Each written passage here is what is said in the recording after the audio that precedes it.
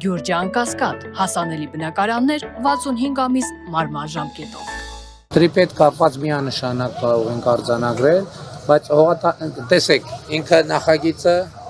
զուգահեռ պրոցեսներ են տեղի ունենում եւ տարածքների ուսումնասիրությունա տեղի ունենում եւ կոնկրետ չի բացառվում արդեն կոնկրետ որոշ ենթակառուցվածքների հիմնանորոգում սկսենք օրինակ երկաթգծի կայարանների եւ այլնի եւ նաեւ զուգահեռ ընթանում է պայմանագրային պայմանագրի միջպետական պայմանագրի նախագծի վերջնականացման աշխատանքներն են ընթանում եւ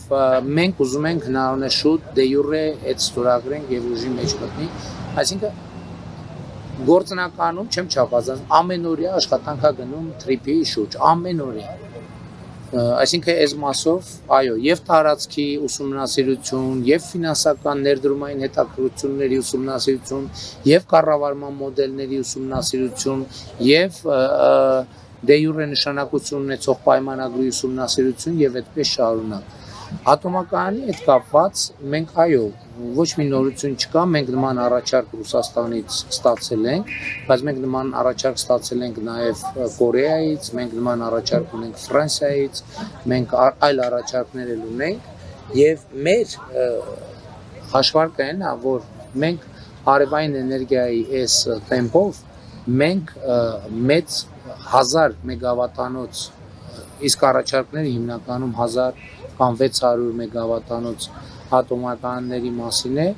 այդպիսի մեծ ատոմակայանի կարիք չենք ունենալու, որովհետև մենք ունենք մեր ռեսուրսը, արևը։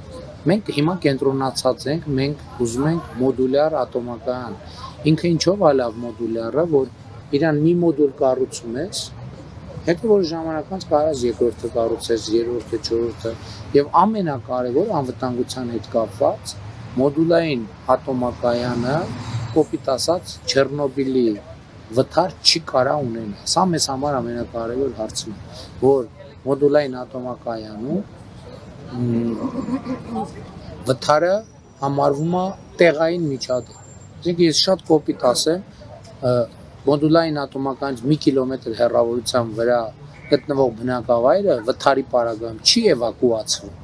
Այս ամենակարևոր առանձնահատկությունն է։ Եվ մենք հիմա Ռուսաստանի հետ ենք աշխատում, Միացյալ Նահանգների հետ ենք աշխատում, Չինաստանի հետ, Կորեայի հետ, Ֆրանսիայի հետ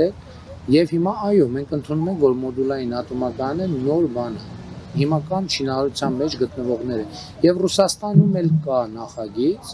որը հիմա աշխատում է, բայց ինքը ծովի վրա է աշխատում եւ ինքը լողացող պլավուչի են ասում կամ ջրի վրա աշխատող մոդուլային ատոմակայան է եւ հիմա երբ որ այդ առաջարկը կլինի, մենք պետք է նայենք նախ տեխնոլոգիայի առաջարկը եւ գնի առաջարկը եւ որ մեզ համար լավագույն առաջարկը էլի եմ ասում ամենայն հարգանքով, բայց մենք ատոմակայանի դեպքում էլ քաղաքական ընտրություն չենք անում, չենք ուզում անել,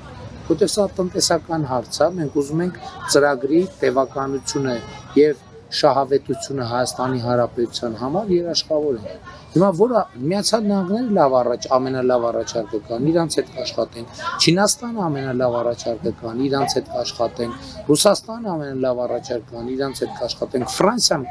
կանի առաջարկ, իրանց հետ կաշխատենք, Կորեան հարավային, իրանց հետ կաշխատենք, այս է պատմությունը ամբողջ։ Բայց ցավոք Հայաստանում էլ դա երբեմն ընկալվում է, որ դա քաղաքական ընտրության հարց է, ոչ դա քաղաքական, դա մաքուր տնտեսական հարց է։